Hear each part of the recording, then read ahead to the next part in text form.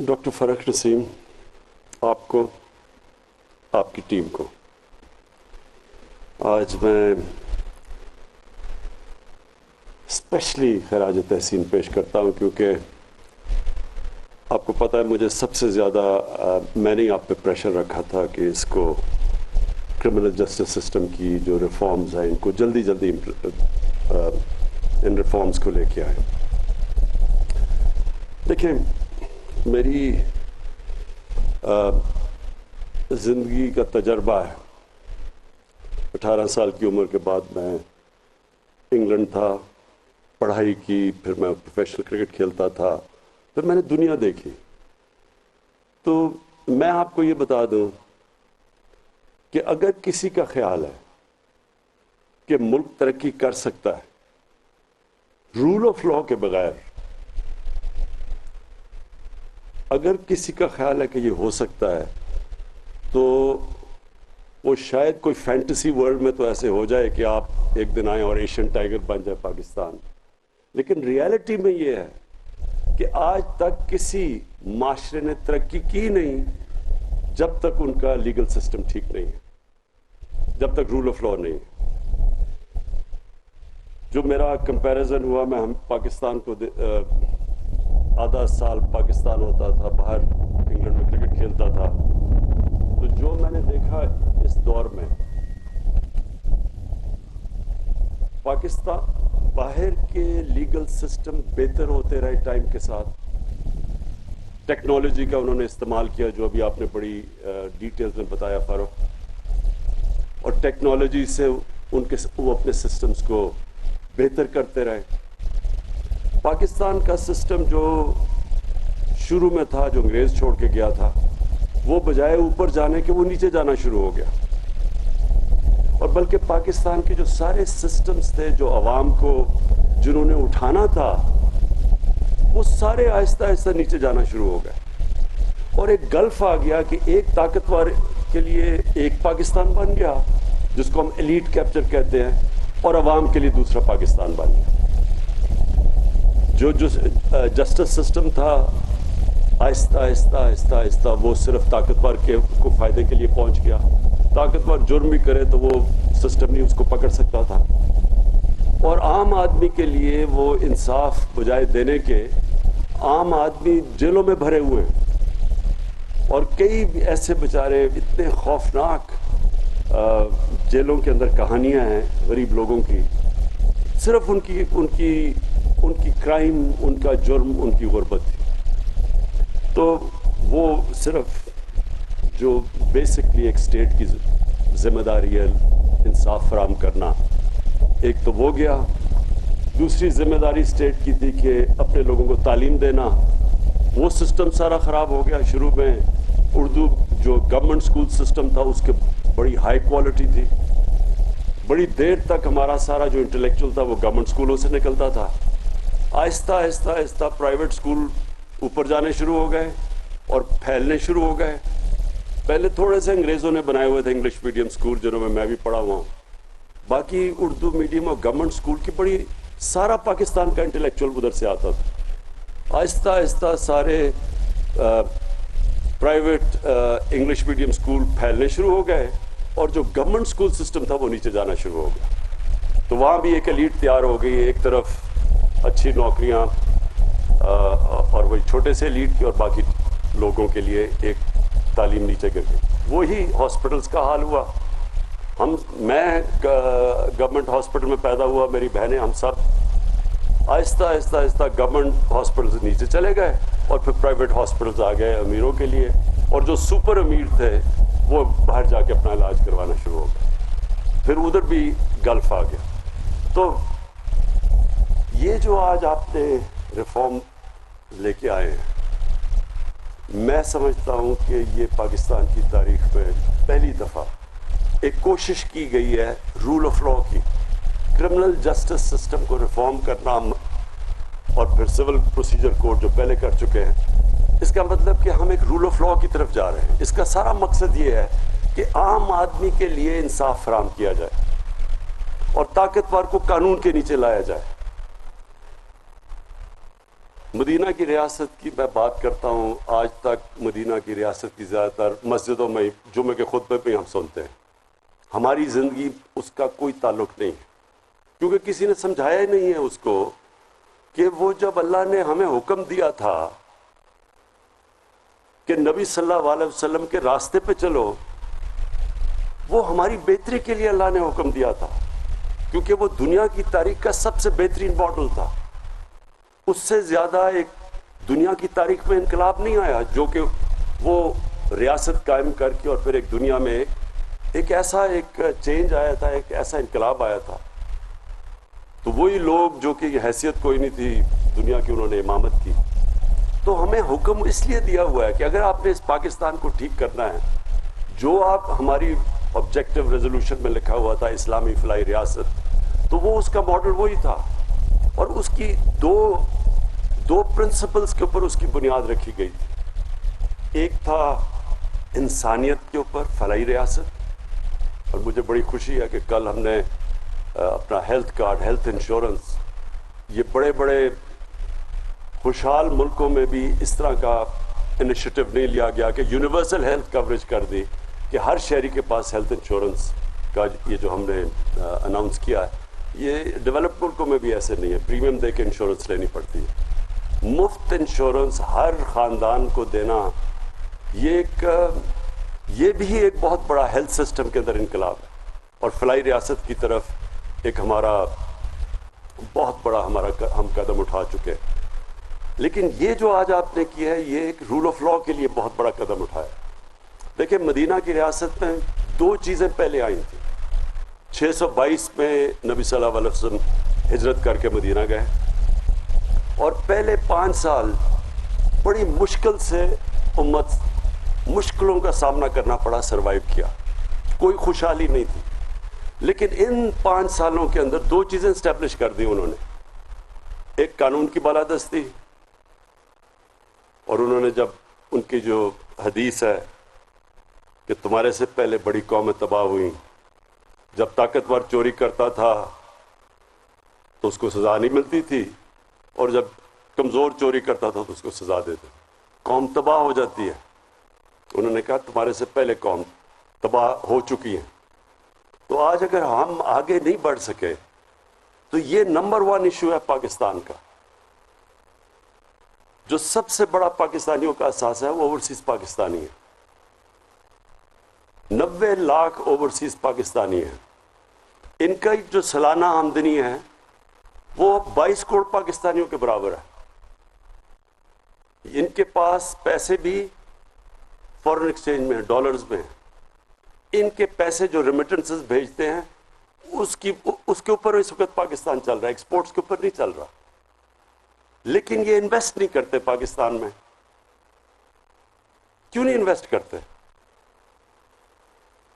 میرا سب سے زیادہ تعلق اوورسیز پاکستانی سے اس لیے رہا ہے کیونکہ میں خود اوورسیز پاکستانی رہ چکا ہوں۔ میں 6 مہینے تو باہر کمائی کرتا تھا 18-20 سالوں تک، تو میں تو جانتا ہوں کہ ان کا مسئلہ کیا ہے۔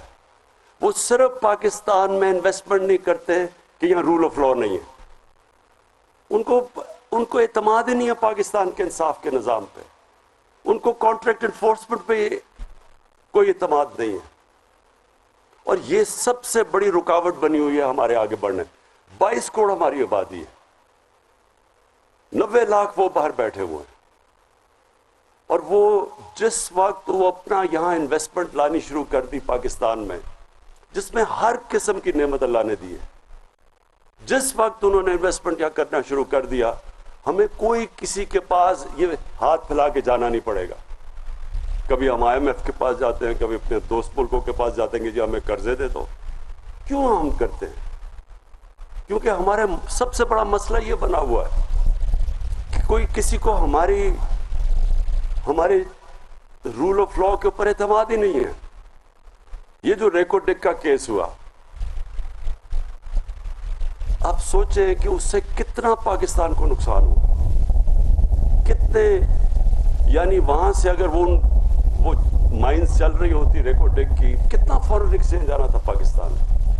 بجائے فورن ایکسچینج آنے کے اوپر ہمارے اوپر فائن ہو گیا، $6 ارب کا فائن ہوا۔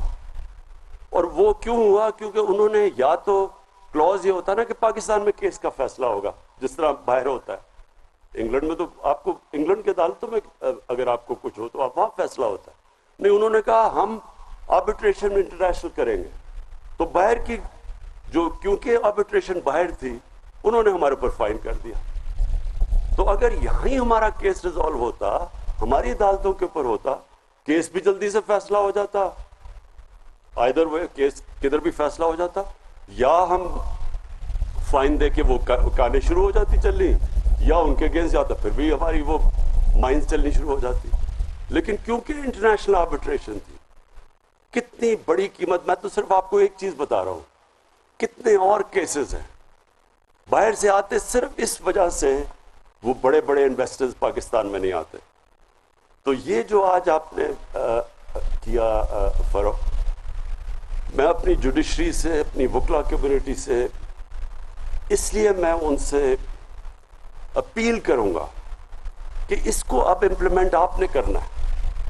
ہم نے تو اپنا آپ کام کر دیا ہے کہ پہلی دفعہ پاکستان کی تاریخ میں ہم نے کرمنل سسٹم میں ریفارمز کر دی، لیکن یہ جب تک اب آپ کے اوپر ہے، ہماری جوڈیشری کے اوپر اور ہماری لائرز کمیونٹی کے اوپر، کہ اب آپ نے اس کو امپلیمنٹ کرنا ہے. دیکھیں رول آف لا انڈیکس پہ پاکستان کی کیا پوزیشن آئی ہے ابھی، جتنی بھی جو بھی سروے آتی ہے اس کے اندر پاکستان رول آف لا میں نیچے ہوتا ہے. آپ دنیا میں وہ ملک دیکھ لیں جو خوشحال ہیں، خوشحال ہو ہی نہیں سکتے جب تک وہ رول آف لا نہیں.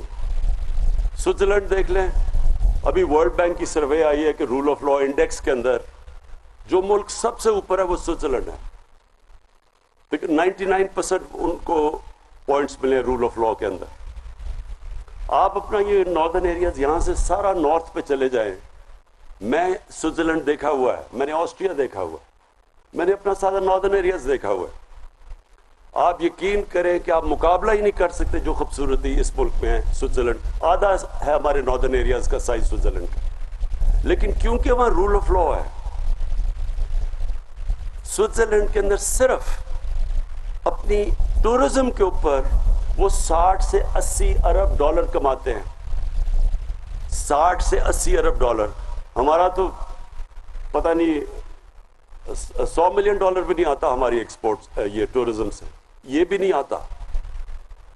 تو یہ سوئٹزرلینڈ ایک آپ کے سامنے مثال ہے، ایک وہ ملک کیونکہ وہاں قانون کی بالادستی ہے، وہاں کوئی قبضہ گروپ نہیں آپ کو ملتا، وہاں کوئی کسی chief minister x chief minister کے چپڑاسی کے اکاؤنٹ میں 4 ارب روپیہ نہیں آ جاتا.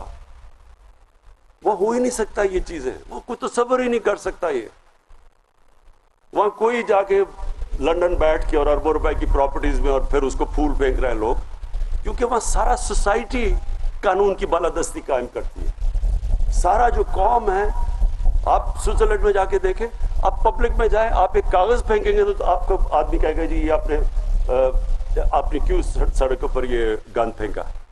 وہ سارا معاشرہ اس کے اوپر ہے. ہمارے لیے یہ مثال ہے، اور یہی نبی صلی اللہ علیہ وسلم نے سب سے پہلے مدینہ کی ریاست میں قائم کیا تھا. سب قانون کے سامنے ایک برابر تھے. یہودی بھی کیس جیت دیتا خلیفہ وقت سے، کیونکہ قانون کے سامنے سب ایک برابر تھے. اور ہمارا سب سے بڑا المیہ یہ ہے، اور یہ سب سے زیادہ اس وقت جہاد ہے کہ ہم کسی طرح طاقتور کو قانون کے نیچے لے کے آئیں. اور یہ جو آپ نے کیا ہے، یہ پہلا سٹیپ ہے اس طرف. ٹیکنالوجی کا آپ نے استعمال کیا. میں جب کرکٹ کھیلتا تھا میں نے بڑی کیمپین کی کہ نیوٹرل امپائر ہونے چاہیے، تب اپنے اپنے امپائر ہوتے تھے تو نیوٹرل امپائرز ہونے چاہیے. مجھے بڑی 6 سال میں نے کیمپین کری، بڑی مخالفت ہوئی، اور پھر میں نے ساتھ ساتھ ٹیکنالوجی کی بات کی کہ استعمال کرو، اس کی بڑی میرے اوپر تنقید ہوئی. ہمارے زمانے میں کرکٹ میں عام لڑائیاں ہوتی تھی فیلڈ کے اوپر کہ جی چیٹنگ ہوئی ہے. آج ٹیکنالوجی آ گئی ہے، نیوٹرل امپائر ہیں، میچ ہوتا ہے، جو ہارا ہے وہ ہار تسلیم کر لیتا ہے، جو جیتتا ہے وہ مان جاتا ہے. جو ہم کوشش کر رہے ہیں الیکشن کمیشن میں ای وی ایم مشین سے، ہم بھی ٹیکنالوجی لے کے آنے کی کوشش کر رہے ہیں. لیکن یہ جو ٹیکنالوجی آپ جوڈیشل سسٹم میں لے کے آئیں گے، میں آپ کو سب سے زیادہ فائدہ اس کو ایک عام آدمی کو ہوگا. جو بیچارہ طاقتور ہے, بیچارہ میں کہہ رہا ہوں جو اس ملک میں طاقتور ڈاکو ہے, اس کو تو اس سسٹم نے بڑا فائدہ پہنچایا ہے, لیکن عام آدمی اس کو ضرورت ہے ان ریفارمز کی. اور جیسے جیسے ہم پروٹیکشن دیتے رہیں گے اپنے لوگوں کو, اللہ کی برکت آئے گی اس ملک میں. ابن خلدون کہتا ہے میرا تجزیہ ہے, اور وہ بہت بڑا اسکالر تھا, اس نے کہا میرا تجزیہ ہے میری زندگی کا اور قرآن کو جتنا بھی میں نے مطالعہ کیا ہے کہ اللہ نے انسان کو صرف زمین میں بھیجا ہی ایک وجہ سے ہے کہ اس کی زمین میں انصاف قائم کرو. تو معاشرے کے اندر جب تک انصاف نہیں ہوگا خوشحالی نہیں آئے گی, جو کہ مدینہ کی ریاست میں تھا. پہلے انصاف قائم کیا, پہلے انہوں نے فلاحی ریاست قائم کی وسائل کے باوجود, اور پھر وہ خوشحالی آئی جو کہ دنیا کی تاریخ میں کبھی بھی اس طرح کی چینج نہیں آیا ایک معاشرے کے اندر جو اس کے بعد آیا. تو اللہ کی برکت تب آتی ہے جب غریب آدمی جب ہسپتال میں جاتا ہے اور اس کی ایک اسٹیٹ ہیلتھ انشورنس پہ اس کا علاج ہوتا ہے, اس کی تکلیف ہوتی ہے, اس کی دعائیں نکلتی ہیں, وہ اللہ اس کی دعائیں سنتا ہے. جب ایک غریب آدمی کو انصاف ملتا ہے ایک طاقتور کے خلاف, اس کے گھر کے اوپر قبضہ ہو جاتا ہے یا اس کی زمین پہ, اور ریاست اس کی زمین چھڑواتی ہے, طاقتور کو سزا دیتی ہے, اس کی دعائیں نکلتی ہیں اس اسٹیٹ پہ, اللہ کی برکت آتی ہے اس معاشرے پہ جو کہ سوئٹزرلینڈ میں ہے. یاد رکھیں اللہ رب العالمین ہے, نبی صلی اللہ علیہ وسلم رحمت العالمین تھے, سب انسانوں کے لیے ان کا پیغام تھا. اس کا مطلب جو دنیا کا معاشرہ ان کے حکم پہ چلے گا وہ خوشحال ہو جائے گا, اس کو اللہ کی برکت آئے گی اس معاشرے پہ. تو اگر اسکینڈینیویا میں سب سے زیادہ ان کی سنت پہ لوگ چل رہے ہیں, یعنی وہاں انصاف بھی قائم کر رہے ہیں, انسانیت کا بھی نظام ہے, جانوروں کو وہ حقوق دے دیتے ہیں, انسانوں کو تو چھوڑے, تو اللہ کی برکت آنی ہے وہاں. یہاں سے لوگ بڑے پیسے خرچ کے ادھر جائیں گے اسکینڈینیوین ملکوں میں, اور ان سے کبھی پوچھیں کیوں وہاں رہتے ہیں, ان کو یاد آتا ہے پاکستان, لیکن وہ آپ کو بتائیں گے کہ کس طرح کا وہاں کا انسانیت اور انصاف کا نظام ہے. تو میں آخر میں فاروق نسیم آپ کی ساری ٹیم کو میں پھر سے خراج تحسین پیش کرتا ہوں. مجھے خاص طور پہ خوشی ہوئی کہ آپ نے جو ہماری خواتین آدھی آبادی پاکستان کی, مجھے اتنا برا لگتا تھا جب میں اپنے حلقے میں جاتا تھا تو مجھے جب خواتین کہتی تھی کہ جی ہمیں جو ہمارا انہیریٹنس رائٹ تھا, جو ہمیں ہمارے ماں باپ سے ہمیں جائیداد میں حصہ ملنا چاہیے تھا, ہمیں حصہ ہی نہیں ملتا. تو میں ہمیشہ سوچتا تھا کہ یہ تو اللہ نے حکم کیا ہوا قرآن میں, یہ تو شریعت کے اندر ہے کہ ہماری عورتوں کو حصہ ہے اس پہ جائیداد میں. یہ تو 1500 سال پہلے تقریباً یہ تو ہمارے مدینہ کی ریاست میں انہوں نے دے دیا تھا حصہ. تو یورپ کے اندر تو 100 سال پہلے عورتوں کو حصہ ملا ہے. ہمیں تو تب سے یہاں اللہ نے حکم کیا تھا کہ عورتوں کا جائیداد میں حصہ ہے, لیکن کتنی عورتوں کو ملتا ہے یہاں. تو یہ جو آپ نے قدم اٹھایا اور اس کو امپلیمنٹ کرنا ہے, اس کو اب ہم نے پبلک کے اندر لے جا کے اس میں شعور پیدا کرنا ہے اپنی خواتین میں کہ اب یہ نہیں ہو سکتا کہ آپ کی جائیداد میں حصہ نہ ملے. اب قانون میں امپلیمنٹیشن کا طریقہ دیا ہوا ہے, تو یہ بھی بہت بڑا کام کیا ہے. اور انشاءاللہ جس طرح آپ نے کہا کہ یہ پاکستان میں ایک ڈیفائننگ مومنٹ ہے, ہم نے یہ جو اب لا ریفارمز لے کے, اور مجھے پتہ ہے کہ اس کے اندر ہم اصلاحات کرتے جائیں گے, مشاورت ہوتی جائے گی, کیونکہ یہ کوئی جو ریفارمز ہیں وہ ایک ڈائنامک پروسیس ہے, وہ سارا وقت اجتہاد مشاورت سے ریفارم پروسیس چلتا رہے گا. لیکن آپ نے جو بنیاد رکھ دیا ہے, اور یہ واقعی جس طرح آپ نے کہا یہ ایک ڈیفائننگ مومنٹ ہے پاکستان کا. پھر سے مبارک دیتا ہوں آپ کو.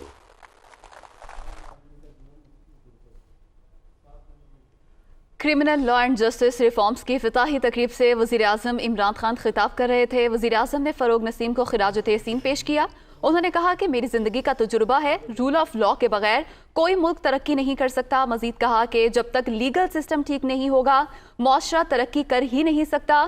فوجداری قوانین اور نظام انصاف میں اصلاحات کے لیے سب سے زیادہ زور دیا جو نظام لے کر آ رہے ہیں۔ میں سمجھتا ہوں پہلی بار کوشش کی گئی ہے کرمنل جسٹس سسٹم امپروو کرنے